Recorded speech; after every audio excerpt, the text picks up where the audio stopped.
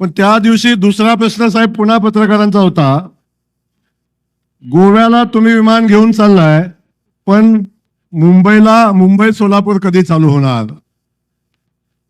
आणि या सगळ्या प्रश्नाचं उत्तर, फक्त याच प्रश्नाचं नव्हे, महाराष्ट्रातल्या सगळ्या प्रश्नांचं उत्तर काय असेल तर ते राज्याचे मुख्यमंत्री आदरणीय देवेंद्र फडणवीस साहेब.